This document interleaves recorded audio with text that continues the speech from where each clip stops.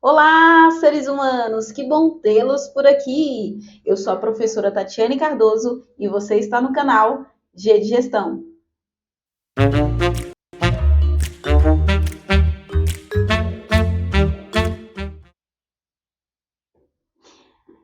É isso mesmo que você acabou de ver. Nós acabamos de entrar numa série de 5 capítulos que vai falar sobre os jargões da gestão.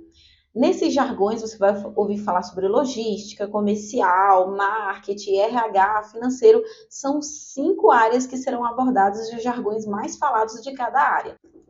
Hoje vai ver os jargões da área comercial.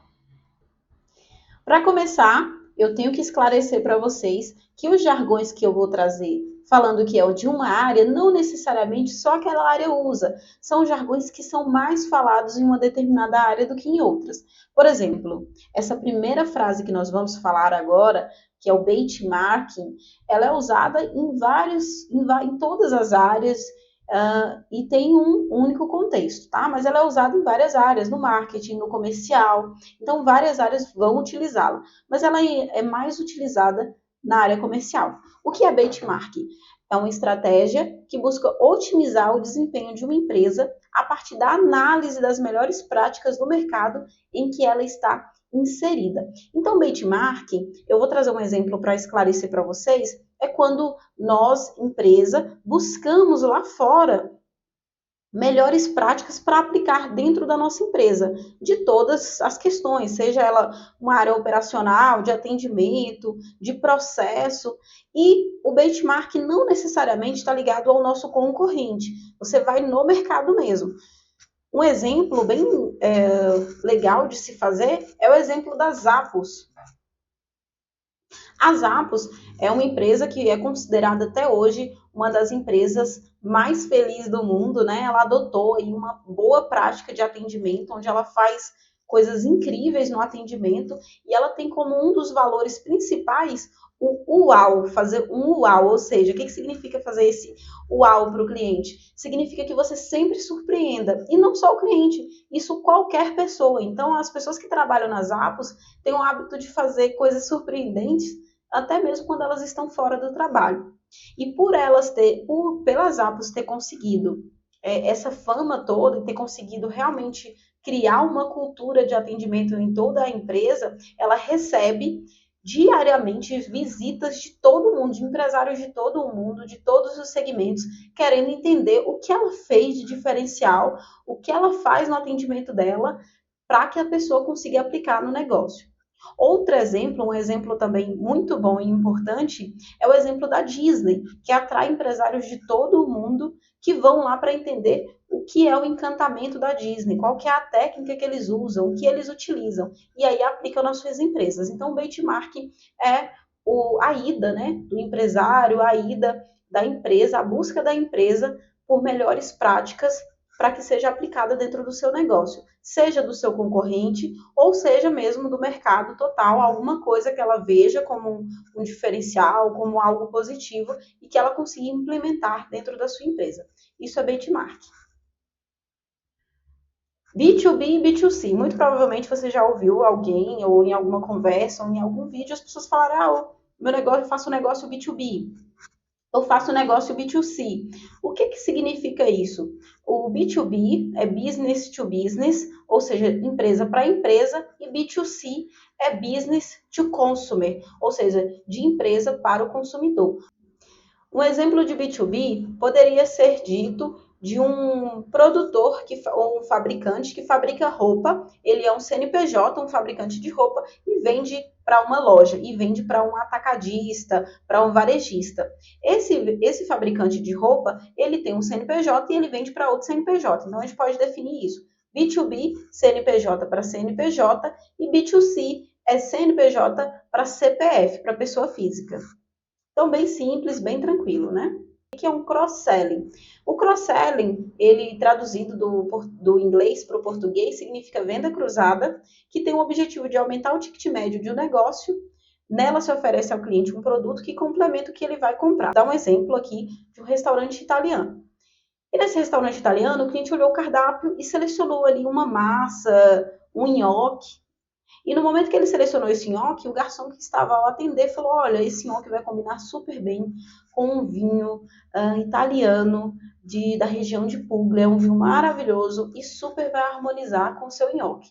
Ou seja, ele fez um cross-selling. O cliente ia comprar uma coisa e ele fez uma venda cruzada. O que seria a venda cruzada? É o que complementa com a venda que o cliente já vai fazer. A Amazon ela faz muito isso. Então você vai na Amazon, compra um produto e ele fala: olha, as pessoas que compraram esse item também estão comprando esse, tá? Então isso é cross-selling. E o que o garçom acabou de fazer também é um cross-selling. O cliente já ia comer alguma coisa e consequentemente, iria tomar algo. E ele já trouxe o que é de interesse dele. Olha, você vai combinar se você tomar esse vinho. E aí ele fez o cross-selling. Bem tranquilo, né?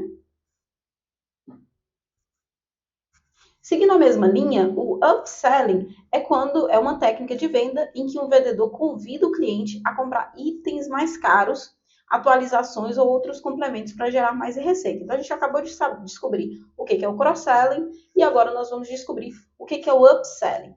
O upselling é fazer com que o cliente compre um produto mais caro. Como? Vamos continuar com o exemplo do garçom que ofereceu um vinho ao cliente. Então, esse cliente tomou o vinho, achou maravilhoso, a noite dele estava muito agradável e ele pediu uma nova garrafa daquele vinho indicado pelo garçom. E dessa vez, em vez do garçom trazer aquela mesma garrafa, ele sugere ao cliente para que ele evolua nos vinhos. Os garçons fazem isso. Olha, você está tomando esse vinho de Puglia, vamos evoluir? Nós temos a versão Gran Reserva, a versão Reserva, ou a versão Gran Reserva, é um vinho muito melhor e que passou por barrica. Então, assim, ele fez um up, então ele aumentou o ticket médio dele ali, por cerca mais de R$ 60. E o cliente, mais uma vez, disse, pode trazer. Então, isso é um upsell. Eu ia vender um produto de um valor X e eu vou lá e agrego o valor um pouquinho mais e vendo um item semelhante que é um pouquinho mais caro. Seguindo na linha de raciocínio, né, a gente vai falar sobre o downsell. O que é o downsell, né? O downsell é uma estratégia de vendas para evitar perder clientes que não podem pagar por um determinado serviço ou produto devido ao preço. O downsell seria ali, daria para encaixar um exemplo. Por exemplo, quando um cliente liga para uma empresa, uma operadora, por exemplo, ligou para uma operadora X e estava muito chateado, queria cancelar porque eles aumentaram muito o preço. Ele estava com um plano promocional a R$ 99 e o contrato encerrou em um ano e agora está com um plano de R$ 150. Não faz nenhum sentido, porque aumentou aí quase 50% do valor, na verdade 50% do valor, e ele queria cancelar. Nesse momento, o vendedor vai optar por fazer um downsell, porque o cliente já está ali querendo desistir do plano. E aí ele traz um plano mais barato. Não, pode deixar, a gente vai trazer um plano para você aqui no valor de R$ 120. Talvez o cliente não está nem reclamando do valor ter aumentado, mas está aumentado tanto. Então ele vai fazer um downsell, ou seja, ele vai vender um produto de valor menor.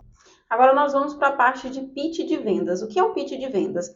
É o discurso de vendas quando você apresenta o seu produto e tem a finalidade de justificar a decisão de compra do cliente. Então, o pitch de vendas geralmente é ali o primeiro contato que o vendedor tem com o cliente e ele tenta convencê-lo a comprar o seu produto. Por exemplo, eu trabalhei em uma empresa onde eu ficava em um quiosque e eu tinha que abordar clientes que passavam ali pelo shopping. Essa abordagem, ela tinha que ser tão convincente a ponto que o cliente viesse até a mim para ouvir o que eu tinha a dizer e que permitisse que eu apresentasse o meu produto a ele.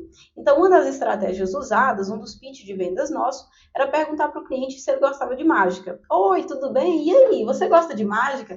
Nesse momento, o cliente parava, mágica? Como assim? E ele vinha até nós. No momento que ele vinha, nós o cumprimentávamos, pegávamos a sua mão e começávamos a mostrar o nosso produto apresentando problemas. Naquele caso, a gente usava um produto que era para unha, e no momento que a gente ia mostrando para ele a mágica, a unha dele ao final ficava brilhosa, nós íamos colocando problemas ali que a gente ia vendo no momento que íamos fazendo o teste. Então a gente ia falando, olha como a sua unha está ressecada, e a gente tinha um óleo que hidratava, olha como a sua cutícula está de tal e tal forma, você sabia que a cutícula é a proteção da unha, então a gente ia apresentando ali problemas e soluções para que o cliente, ao final do processo da minha demonstração, ele quisesse ficar com o meu produto. E geralmente dava muito certo. Então, o pitch de vendas é geralmente isso, é um discurso curto, onde você consegue fazer com que o cliente tenha interesse em comprar o seu produto ou até mesmo ouvir o final da sua proposta. Hunters, o que é um hunters, né? Hunters traduzido do inglês para o português significa caçador, e isso no mundo das vendas, ele também é usado em outros contextos, tá? O RH também usa falando headhunters, que são caçadores de talento, e no mundo dos vendedores, quando a gente fala de hunter, são os caçadores, são aqueles vendedores que prospectam, que vão atrás do cliente, né? Um dos papéis dos hunters, onde eles mais atuam, geralmente em empresa de telemarketing, né, que a pessoa liga para você, tá trazendo algum produto de empréstimo. Então é muito comum você ter hunters nessas áreas, né? São prospectadores. Geralmente os hunters também, né? Ele não vai dar muito certo em papéis de vendas que levam um longo processo. Os hunters são de vendas mais por impulso, de vendas mais rápidas, porque eles têm uma energia e uma forma de vender, né, muito mais agressiva, ele é muito mais agressiva. Os hunters gostam de fechar negócios mais imediatistas. Farmers, né? Então nós acabamos de falar dos hunters e agora nós vamos falar dos farmers, que são o oposto. Significa fazendeiros, traduzido do literal, são aqueles que investem tempo para cultivar um relacionamento com o cliente com postura menos agressiva. Esse perfil é indicado para negociações que não precisam ser rápidas. Então, enquanto hunters são de negociações por impulso, são de negociações que têm um fechamento mais imediatista, os farmers são de negociações que levam tempo. Por exemplo, consultor imobiliário. Ele vai estar vendendo uma casa para um cliente, muito provavelmente, para o cliente tomar uma decisão de comprar algo que custa ali seus 300 mil em diante, ele vai levar mais tempo para tomar essa decisão, para pensar, para conversar com a família, para olhar outras casas, para analisar se aquela é a melhor casa, se realmente o negócio é satisfatório para ele. Então, os farmers geralmente vão estar mais nessas áreas que precisam manter e cultivar um relacionamento. Então, também uma área também que tem os farmers, né, que são os vendedores que criam um relacionamento com o cliente, é na área de empréstimo consignado, venda de carro. Então, todas essas áreas que você vai fazer uma grande aquisição de um produto que tem um valor maior, geralmente você vai ter mais tempo para tomar decisão, você vai demorar muito mais tempo para tomar decisão, a compra vai ser muito mais racional e você vai precisar de um tipo de vendedor como os farms. Falando sobre o follow-up. Follow-up, traduzido do inglês para o português, significa seguir, também pode ser acompanhar. O follow-up é um acompanhamento feito pela empresa de todas as etapas da venda. Então, ou seja, somente ali dentro do processo de venda, o vendedor vai acompanhando ali as decisões do seu cliente. Então, ele fez uma primeira ligação, conversou com esse cliente, apresentou o produto, o cliente se mostrou interessado e ele, depois desse primeiro contato, ele passa a acompanhar esse cliente, entrando em contato, mandando alguma informação que seja relevante ou importante para esse cliente, até que esse cliente feche a venda. Então, follow-up é isso, é bem tranquilo, é um termo bem simples que traz para o acompanhamento. E o follow-up existe, claro, né, como todas as ciclas que a gente vai trazer aqui, sempre tem um por trás que são as estratégias. Follow-up é uma estratégia de acompanhamento do cliente. Então, tem várias etapas aí que você precisa percorrer para fazer um bom follow-up, tá? Mas, a título somente de conhecimento, ele é um acompanhamento que a empresa faz, né, que os vendedores fazem em todas as etapas da venda, né, que vai acompanhando todas as etapas da venda. Então, follow-up é bem tranquilo. E para finalizar, esse nosso top 10 dos jargões utilizados pela área comercial, não poderia faltar a prospecção. Prospecção é a estratégia de vendas onde os vendedores vão de forma ativa captar cliente. Isso, gente, é feito em muitas empresas, em diversas, e é uma das áreas mais importantes, é uma das áreas que mais, uma das coisas que mais provam e mostram um bom vendedor. É aquele que consegue ali captar e entender quem é o seu cliente, encontrar o seu cliente. Então, prospectar é isso que está dizendo aqui na descrição, é a estratégia de venda onde os vendedores vão de forma ativa captar os seus clientes. Então, ele recebe uma lista ali, por exemplo, hoje a gente chama de lead.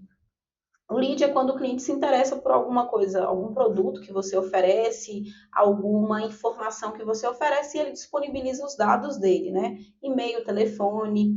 e você consegue entrar em contato. Então, vamos dizer que você está lançando um novo produto para dor nas costas e você lançou um e-book falando sobre como o mal que a dor nas costas causa no Brasil, por exemplo. E teve muitos clientes que se interessaram em receber o e-book. Não compraram o seu produto, mas ficaram interessados em entender que mal é esse que causa para as pessoas que têm dor nas costas, né? Quais são os maus, os males, né, que causam e como resolver. Então, o cliente foi atrás do seu e-book, ele baixou o seu e-book, para ele baixar, ele deu os dados, e o vendedor vai prospectar, ou seja, ele vai atrás desses leads e vai qualificar e ver ali quem que é o cliente dele dentro daqueles milhares de pessoas que se interessaram pelo e-book. Então, a gente fechou aí com chave de ouro, com prospecção. E se você chegou até o final, isso significa que esse vídeo que esse conteúdo foi importante para você. Então, não deixe de se inscrever no canal aqui em cima, por favor. Se inscreve, curte, comenta, compartilha e clica no sininho para você receber o restante aí dos capítulos dessa série, que está super legal e super informativa. Muito obrigada!